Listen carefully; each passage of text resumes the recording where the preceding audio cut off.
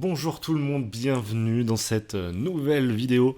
Encore une, et oui, on ne s'arrête plus. Ça fait un petit moment maintenant qu'on n'a pas fait de pause, mais tant mieux, ça veut dire que j'ai des trucs à vous raconter, j'ai des questions auxquelles répondre, et j'ai également des petites réceptions à vous montrer. C'est le cas aujourd'hui.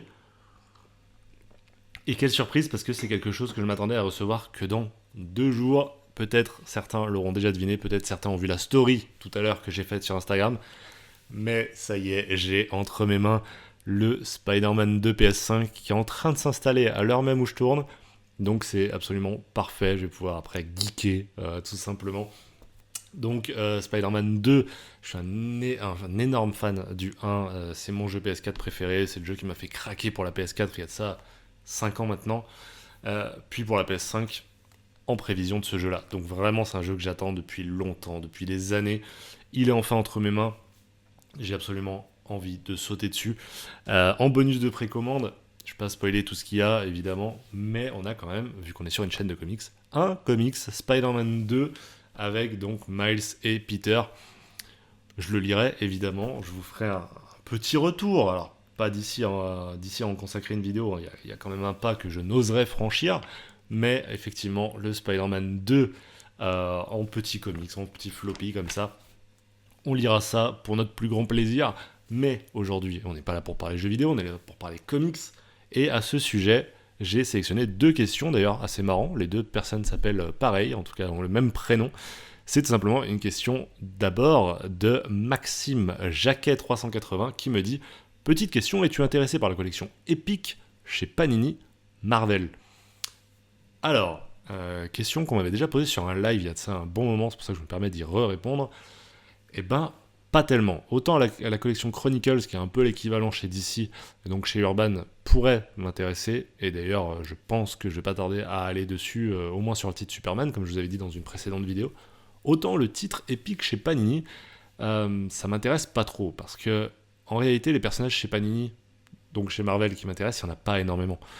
Il y en a 3-4, mais dans des formats qui me parlent un peu plus. Du coup, forcément. Par exemple, le personnage de Spider-Man, oui, il m'intéresse, mais j'ai pas envie d'avoir toute son histoire de A à Z. Il y a des runs qui m'intéressent, sur lesquels j'irai au fil des années, mais j'ai pas besoin de ces bouquins-là, même s'ils sont dans un format qui m'intéresse. Honnêtement, le format lui-même a l'air agréable à lire, etc. Ça manque peut-être un petit peu d'édito par rapport à Chronicles, mais c'est plutôt un produit quali, donc c'est pas que je déteste le format comme ça peut être le cas des omnibus. D'ailleurs, la preuve étant que j'achète des omnibus et pas ceux-là. Mais simplement, j'ai l'impression de vraiment pas être la cible pour ça. Peut-être que je le serai dans 1 ou 2 ans. C'est absolument pas à exclure, loin de là. Pour l'instant, ouais. Pour l'instant, ça me parle pas. Et super-héros, finalement, j'en consomme plus tant que ça. Chez Marvel, quand je le consomme, c'est du Daredevil en deluxe ou en omnibus, quasiment exclusivement, voilà. Mais je peux vous encourager à aller sur le format, c'est plutôt un format qui a l'air quali. Je sais que Comics Play, par exemple, en avait parlé dans une vidéo.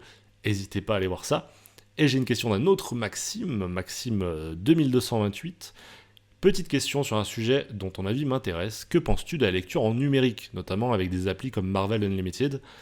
En vrai, pour ceux qui ont peu de moyens et qui se débrouillent en anglais, c'est un excellent compromis, surtout avec l'augmentation des tarifs. Question vaste qu'est la lecture numérique.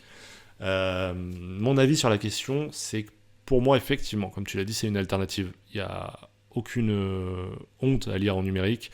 Euh, Effectivement, ça pourrait totalement fonctionner. Il suffit d'acheter une tablette, par exemple, pour vraiment avoir un bon confort de lecture. Sinon, sur l'ordinateur, ça se fait très bien. Sur téléphone, un peu compliqué, mais on peut imaginer en tant que... Voilà, quand vraiment on n'a pas d'autre choix, pourquoi pas. Ça permet d'avoir des couleurs qui sont vraiment telles que pensées par l'auteur et pas forcément ensuite modifiées par la qualité de l'impression, comme ça peut être le cas par exemple dans un Icons, par exemple, où on va avoir un peu la couleur modifiée. Donc il y a des avantages. On peut aussi zoomer dans les cases, ce que la vue n'arrive pas forcément à faire. Il y a des avantages qui sont considérables. Et le prix, effectivement, t'en as parlé, joue énormément dans le fait que ça tente beaucoup de gens. Pour ce qui est de l'anglais, alors il y a la lecture numérique en français. L'offre, elle n'est pas pour moi assez complète. C'est-à-dire qu'on n'a pas vraiment de banque, on va dire, où juste tu payerais un abonnement et tu pourrais lire tes comics. Pour l'instant, c'est pas vraiment fait. On en a certains même qui ont fermé en essayant de le faire, enfin, qui se sont fait racheter puis fermer. Les services comme Marvel Unlimited n'ont même pas franchi la frontière française, donc sont en US, même si c'est disponible en France, c'est en version originale. Et il y a l'offre, je sais plus comment c'est, Infinity, je sais plus comment ça s'appelle, l'offre du coup chez DC, qui je crois pour le coup n'est même pas téléchargeable en France. Donc la lecture numérique, pourquoi pas, quand il y aura une vraie offre en France, ce qui pour l'instant n'est vraiment pas le cas. Ensuite, moi j'ai un problème avec la lecture numérique qui est évidente, c'est le fait que j'ai cette chaîne YouTube. En fait, depuis le début de la chaîne YouTube, mes lectures et la chaîne, c'est un peu la même chose. Pour tout vous dire, j'ai commencé les lectures, je pense, en août ou septembre 2020, et la chaîne, elle est née en novembre 2020. Donc, on est quasiment sur une simultanéité, et ça a toujours été lié. Et j'ai besoin d'avoir ce support à vous montrer, comme je vais le faire là dans quelques instants. J'ai besoin d'avoir ce support, j'ai besoin de pouvoir vous en parler, j'ai besoin de tout ça. Au-delà de ça, j'ai besoin de pouvoir vous parler de l'édito, j'ai besoin de vous parler de la qualité de l'ouvrage même. J'ai besoin de tout ça. Et du coup, pour la chaîne, ce serait pas possible. Et au-delà de ça, j'aime le support physique. J'aime le fait, là, quand je vous parle, j'ai mes bibliothèques devant les yeux. J'aime que ça retrace mon aventure dans ce monde des comics. J'aime avoir une trace de tout ça. J'aime pouvoir prêter les bouquins. C'est souvent que je vous dis, ah bah ça, je l'ai prêté à machin, c'est quelque chose que je fais beaucoup. J'ai besoin de mettre des marque-pages sur les pages qui m'ont marqué, oh, le jeu de mots, et que je peux ensuite vous ressortir en vidéo. Bref, j'ai besoin de ce contact-là. Pour moi, la lecture, c'est quelque chose de sensoriel sur plusieurs sens, et pas simplement la vue.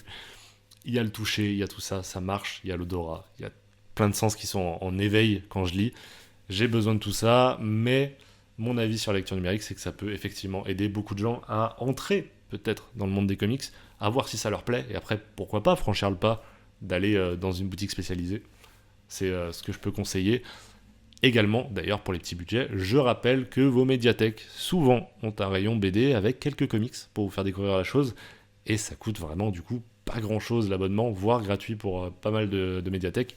N'hésitez pas à vous renseigner, ça peut être une bonne solution. En attendant, je vais vous parler d'un bouquin en support physique. Vous le voyez, il trône depuis tout à l'heure à côté de moi parce que j'ai oublié de l'enlever avant de tourner. Voilà, bah ça vous a fait un petit teasing pour ceux qui auront repéré un peu de quoi on va parler.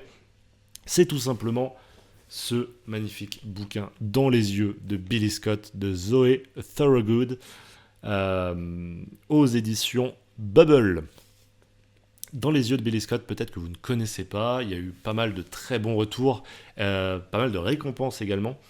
Je crois que c'est récompense de l'espoir comics, ou je ne sais plus comment ça s'appelle, mais en tout cas, effectivement, Zoe Thorogood, c'est son premier bouquin en tant que tel. Avant ça, elle s'était illustrée dans des covers pour certaines œuvres.